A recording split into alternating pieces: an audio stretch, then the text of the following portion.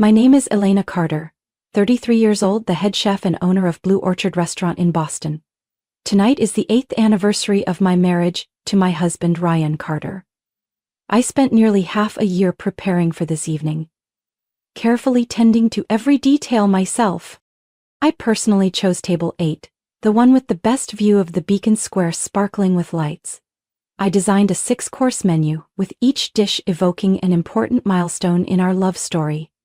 The bottle of Veuve Clicquot champagne I had ordered was his favorite, the kind we opened when we bought our first apartment. I chose an emerald silk dress, the color Ryan had once said suited me best. The snowflake-shaped hairpin, the first Christmas gift he ever gave me, I gently placed in my hair. Everything was ready. I hoped tonight would rekindle what had gradually grown cold between us. I stood in front of the mirror in the lounge, touching up my lipstick, making one last adjustment. My heart beat faster as I looked at the clock, counting the minutes until Ryan would step into the restaurant. I believed tonight would mark a turning point. Suddenly my phone vibrated. I opened it, a smile still on my lips. But as I read the message, that smile vanished. I have to change tables tonight. I'm here with my colleague Sabrina. Please understand. I'll make it up to you another night with something really special. Every hope I had nurtured for this evening disappeared. I stared at the phone screen, my heart sinking. The restaurant was still filled with the lively sounds of laughter, clinking glasses rising in waves, but to me at that moment it was all just a distant, painful noise. I stepped out of the lounge, my heels clicking softly on the polished wooden floor of the restaurant.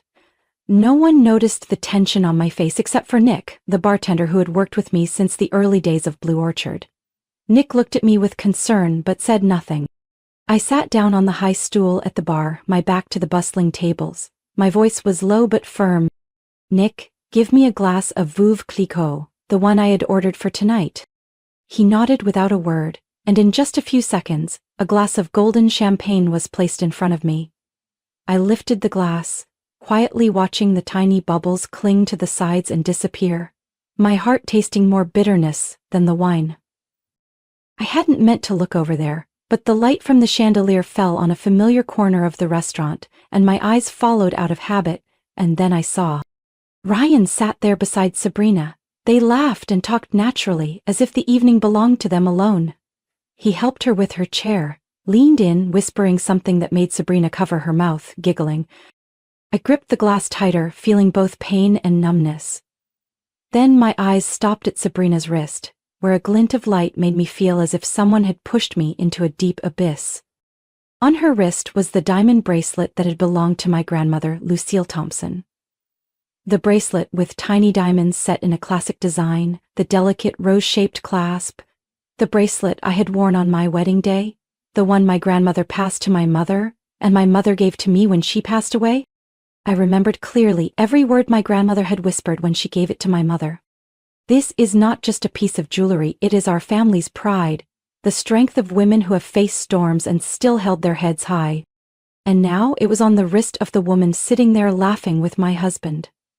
I felt every beat of my heart tighten like a vice. So many questions rushed through my mind. Why is it there? When did Ryan take it? Did he understand what it meant to me and my family? Nick lightly placed his hand on the bar, pulling me back to the present. "Elena, are you okay?" I took a deep breath, shook my head, my eyes still fixed on table 8. "Pour me another glass, Nick." He didn't ask anything more, just quietly did as I said. I lifted the new glass, not letting the wine touch my lips. I just needed my hands to stay busy so they wouldn't tremble anymore. Ryan leaned closer to Sabrina, and I saw clearly that he was explaining something, his finger pointing at the bracelet. Every one of his gestures, every tender glance at her, every light, suggestive touch, all of it felt like a blade cutting deeper into my heart. I didn't know how long I had sat there. All the sounds around me seemed to fade. All I could feel was the scene before my eyes. My husband and another woman, with my family's sacred piece of jewelry writing their twisted story right in the restaurant I had built with my own sweat and tears. I set the glass down on the bar, my eyes no longer holding the soft gaze of someone wounded. I understood that tonight, if I stayed silent, something even worse would happen. And I also understood that bracelet. It wasn't just a piece of jewelry they had dared to flaunt. It was a reminder. It was time for me to act. I still sat there, my hand resting lightly on the untouched champagne glass, my eyes fixed on them. The sounds around me seemed distant, only the wild beating of my heart remained. Suddenly, I felt someone's gaze from the far end of the bar. I turned. A man in his 30s, tall and slender, his face tense, was staring at Ryan and Sabrina's table. His eyes couldn't hide their darkness, his hand gripping his whiskey glass so tightly his knuckles turned white. In that moment, a chill ran down my spine. I softly asked Nick, "Is he a regular?" Nick shook his head slightly. "No, this is the first time I've seen him here." I couldn't take my eyes off the man. A cold truth slowly emerged within me, like the final piece of this cruel puzzle falling into place.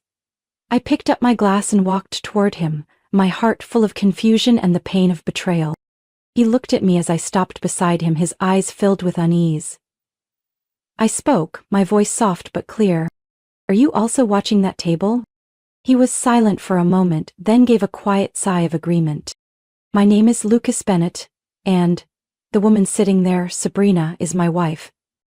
My heart ached. I nearly had to grip the edge of the bar to stay standing. I whispered, "I'm Elena Carter. The man sitting with her is my husband."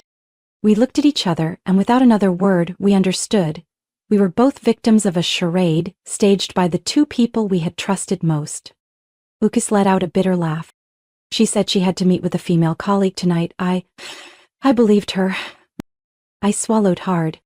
Ryan told me the exact same thing, that he was busy with work, and then he brought her here, to my own restaurant. Ryan and Sabrina seemed completely unaware they were being watched. They stayed wrapped in their own world, exchanging soft words and stolen looks I once believed were meant for me alone. I took a deep breath, trying to keep my hands from shaking, and then I saw it. Sabrina subtly pulled an envelope from her handbag, discreetly sliding it toward Ryan beneath the tablecloth. Ryan glanced around quickly, then took the envelope, slipping it into his suit pocket with the ease of long practice. I clenched my hand into a fist. Lucas gripped his whiskey glass tighter, his voice strained. Why did he just take from her? My eyes stayed fixed on them. I'm not sure, but I've never seen them exchange anything like that before. There's something not right about this. Lucas looked at me, determination flickering in his eyes. We can't just sit here and watch this happen. My heart pounded. What I felt now wasn't just the pain of betrayal, but a growing alertness to something more secretive, more dangerous than I had imagined. I knew tonight wouldn't end here. The truth had begun to surface, and I, together with Lucas, wouldn't let them carry on their act another minute. Lucas set his whiskey glass down on the bar, his hand trembling slightly with anger. I could see the resolve in his eyes, the same resolve I felt rising in my own chest. We can't just sit here and witness this, Lucas said, his voice low but steady. I met his gaze, forcing my breath to slow. Do you have access to your company's accounts? Can you check if that envelope had anything to do with money?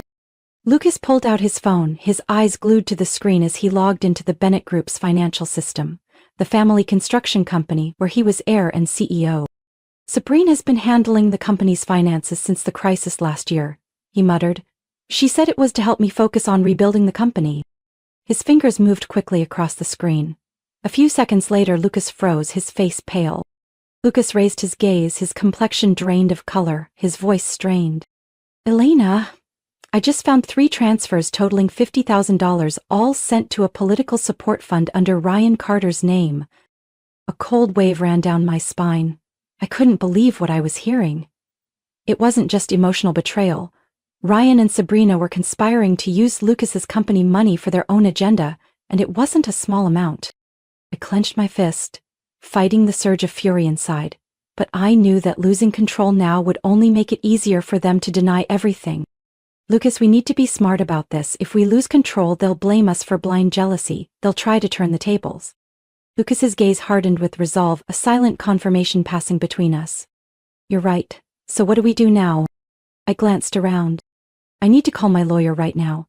And I'll ask the restaurant security team for discreet support. We have to gather enough evidence before we make a move. I signaled for Nick to come closer, whispering just loud enough for him to hear. Nick, ask Sam from security to come see me as discreetly as possible. Lucas was still reviewing the accounts on his phone, his eyes darkening as he found another transfer of $5,000 just a week ago. "She's been doing this longer than I thought," Lucas said, his voice low and heavy. I placed my hand on his shoulder, light but resolute. "Lucas, tonight they think they've won. But we'll make sure they walk into their own trap." He clenched his jaw, the confusion in his eyes replaced by steady resolve. "We'll show them just how badly they underestimated us." The restaurant was still filled with the sound of conversation, laughter mingling with the soft clink of glasses. Everything looked like a normal evening. But for Lucas and me, the air felt suffocating.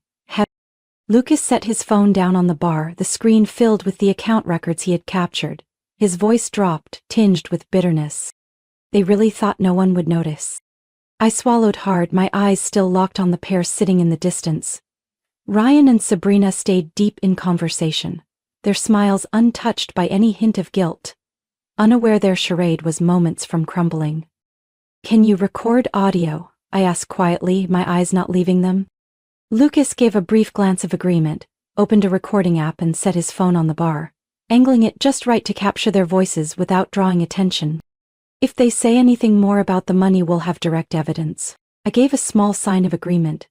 My hand clenched into a fist as I saw that all too familiar sight. Sabrina smiling, her hand sliding into Ryan's, the diamond bracelet on her wrist catching the light. The chandelier's glow made it sparkle even more. I turned away for a moment, swallowing the lump rising in my throat. That bracelet, once my grandmother's, once the pride of generations of my family, was now a trophy on that woman's wrist. Lucas leaned toward me, his voice tight. "How can they do this, right in front of us?" I took a deep breath, holding on to my composure. "Because they think we can't see, and now that arrogance will be what brings them down." At the corner of the restaurant, Sam had discreetly positioned 2 security staff near the area. They blended in with the guests, drawing no attention, but ready to act if needed. Ryan leaned in close to Sabrina, said something that made her giggle, her hand brushing over her wrist again. The sight felt like a knife twisting deeper, but instead of pain, I felt my heart go cold. The fury turned into resolve. Lucas glanced at his watch, murmuring, "Hermes Birkin bag. They're about done." I see Ryan checking the time. Just as he said, Ryan glanced around, then signaled for the waiter. Sabrina adjusted her hair, that smile still on her face. They had no idea their last moment of safety had already passed. I slowly set my glass down on the bar, looking up at Lucas. "When the check arrives, we move in. By then they'll have no excuse left, nowhere to run." Lucas glanced at me, his face tight with tension, but the confusion was gone from his eyes. "Elena, tonight they'll learn we're not so easy to push out of the game." I glanced quickly around the restaurant. The background music still played softly, the lights still warm like any other night. But to me, this was the last quiet moment before the storm broke. The server approached their table, holding the check in a brown leather folder. Ryan took it, a flicker of tension in his eyes as he glanced at the total on the slip. Sabrina kept smiling, her hand lightly touching his.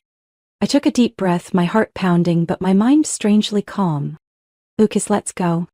We left the bar together. Each step felt like it erased all those days I had tolerated. All those times I'd told myself to be understanding. The distance between us and those 2 was now only a few paces. Tonight, right here, all their lies would be exposed under the brightest lights of Blue Orchard. Lucas and I walked forward, our steps heavy but sure, the soft yellow glow cast onto the wooden floor, making what should have felt cozy now seem cold in a way I couldn't name. Ryan looked up as I approached. For a second I saw him freeze, as if he couldn't believe his eyes, but then he quickly regained that familiar calm, the polite smile appearing at once. "Elena, you really came? I thought you were in the kitchen." I didn't answer right away. My gaze stopped at Sabrina's wrist where the diamond bracelet still glittered under the lights. I gently pulled out a chair and sat down, my back straight, my eyes fixed on the man I once called my husband. "I only came to offer my congratulations. After all, it's a special night." Sabrina gave a nervous laugh, tugging her sleeve down to hide the bracelet, but too late. I leaned slightly, my voice just loud enough to be heard.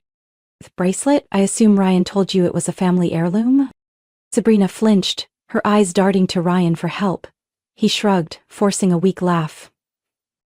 It just looks like the one you used to have. Must be a coincidence. I pulled out my phone, opened a photo of the clasp where the small engraving read, Lucille T., Boston, 1954. I held it up in front of them next to Sabrina's wrist. No words were needed, it was obvious. That bracelet isn't just my grandmother's keepsake. It's a symbol of the courage and resilience of a whole generation. And today you chose to wear it in some cheap little play. Ryan sat silent, his eyes blinking rapidly. Sabrina had gone pale. I tilted my head, looking straight at her. I wonder, besides that piece of jewelry, how much more of my property has he used to impress you? The air around the table seemed to thicken. Ryan cleared his throat, trying to stay calm. Lena, you're misunderstanding. This is a work dinner. Sabrina's just helping me connect with a new sponsor. There's nothing wrong going on here. A soft laugh escaped me as I looked toward the bar. Lucas approached with quiet purpose, placing his phone on the table. The screen spoke for itself. 3 transfers, $50,000, all directed to Ryan's campaign fund. She's my wife, Lucas said, his voice steady and low. And those transfers? Sabrina had no right to approve them without me. Sabrina opened her mouth to speak, but no words came out. Ryan flushed red, his eyes darting around as if searching for an escape. I turned to look at Sam, the head of security, standing a few steps away. I gave a slight nod. He understood. His 2 staff moved in, standing at angles beside the table, discreet but firm enough to send a warning. I suggest you stay seated, I said, my eyes locked on Ryan. The check hasn't been paid yet, and I'd really hate to call the police over a dine and dash, not to mention everything else. Ryan planted his hands on the table, his voice sharp. Elena, you're making a scene. Are you trying to destroy my reputation? I leaned back, my voice calm. A real reputation doesn't need shady money or stolen jewelry to build, and if that's what you're afraid of losing, that's truly a shame. Lucas said nothing more, just stood there, his gaze as hard as steel. Sabrina's hands trembled as she fumbled in her purse for a credit card, so clumsily she dropped the whole bag. A few papers spilled out, including a financial memo with Lucas's company logo. I bent down, picked it up, scanned it quickly. Internal transfer, discretionary funding, campaign expenses, no source listed. I didn't need any more. Ryan tried to steady himself with a deep breath, but his pallor and faltering voice revealed the truth. Elena, you're misunderstanding. I did all this for our future. It's all temporary, I can explain. I folded my arms, my eyes fixed on him.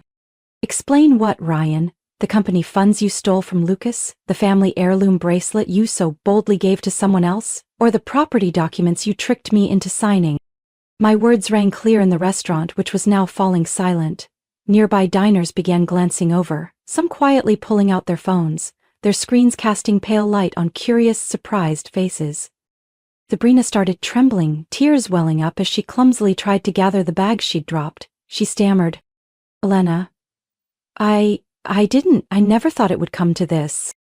Lucas stepped forward, placing a hand on her shoulder, his voice controlled but firm. And what did you think, Sabrina? That you could embezzle company money forever without anyone noticing? That I'd stay blind and trusting forever? Sabrina broke down, sobbing, her cries mingling with the whispers of the crowd, with the click of phone cameras capturing everything. A few people had started recording video, their camera lights flashing. Seeing the crowd watching, Ryan's face flushed, then went pale, his eyes darting around for an escape. He forced a weak smile, his voice faltering.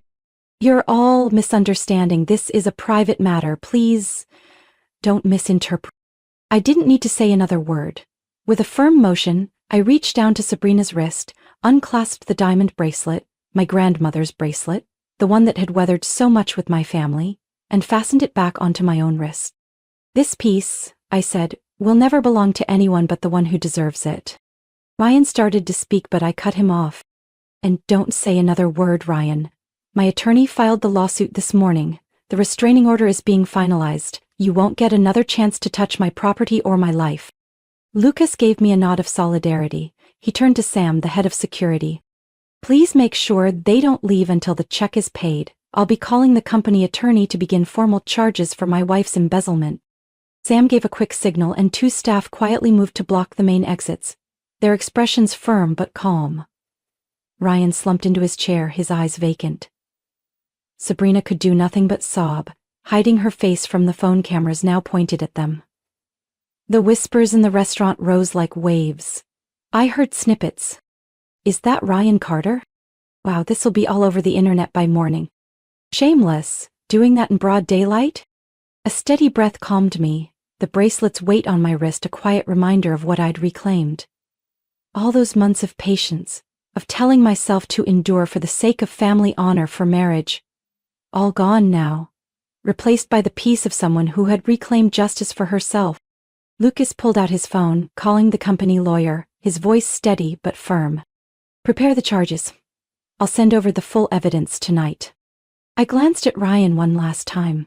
There he sat, the image of a once glittering politician reduced to a broken man under the gaze of onlookers and cameras recording the final moments of his exposed facade.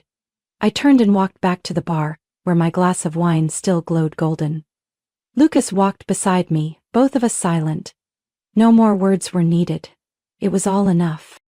6 months after that fateful night, Blue Orchard still lit up every evening, but the space somehow felt warmer, filled with more positive energy than before. I stood in the open kitchen watching my team busy preparing the main course for tonight's special event. The light reflected off the countertop, catching the sparkle of the diamond bracelet on my wrist. The piece I reclaimed not just as jewelry, but as part of my family's soul. After everything, I bought out Ryan's share of the restaurant. The divorce went through faster than I expected. When the financial evidence and footage of that night spread across social media, Ryan lost all footing. Sponsors withdrew, his reputation crumbled, and he was forced to resign amid ongoing financial investigations. My grandmother Lucille's house, the one I once feared I might lose through my own naivete, is now fully in my name, thanks to my lawyer's dedication. Each morning I wake up in that house, I feel a peace I never knew before. My restaurant not only survived the ordeal, it flourished. The strength I showed that night made Blue Orchard a favorite destination. People come not just for the food, but for the story of the woman in the kitchen. Local papers wrote about my journey as a symbol of resilience and independence. Lucas became a friend I never imagined having. We helped each other rebuild. He restored his company after cleaning up the damage Sabrina left behind. Many evenings after work we'd sit together, sharing the challenges of that tough chapter. There was no romance, just deep understanding and respect for what we had both endured.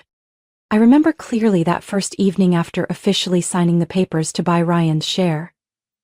I stood in the kitchen, the place that had once made me feel small amid life's demands, and now it was where I felt completely in control. The kitchen lights glowed softly against the bracelet. I raised my hand, admiring the sparkle of each tiny diamond. Each one seemed to tell a piece of the story. My grandmother's sleepless nights sewing for pennies, my mother's double shifts to raise us, and now my own fight to reclaim what was mine. In my heart, my grandmother Lucille's words echoed, "Diamond hard, diamond bright. The women of our family must live like that." Blue Orchard is no longer just a restaurant. It's my second home. The place where I found myself again after all the trials. Every guest who walks through the doors I greet with genuine respect, because now I know more than ever. No success comes free. No happiness is kept without a fight. Ryan? The last I heard, he had moved to a small town in the Midwest, managing a family insurance office. His once bright political career was over, without a word of regret from the world. Tonight, I wear that bracelet again as I prepare to serve a dessert I made myself for a special table, the people who stood by me through the rebuilding of the restaurant. As the kitchen light catches my wrist, I smile softly. Not the proud smile of triumph, but the quiet smile of a woman who finally held on to what was hers. Since that fateful night, I've learned the greatest strength of a woman isn't in silent sacrifice, but in the courage to stand up and protect herself and her family's sacred values. I reclaimed everything I once feared I'd lost: my home, my restaurant, my honor, and the freedom in my heart. Blue Orchard is no longer just my work, it's proof of resilience and self-respect. I know I chose the right path. Strong, independent, and proud. What do you think of my choices and how I faced this story? Share your thoughts in the comments below. And don't forget to follow the channel for more true, heartfelt stories about life and family.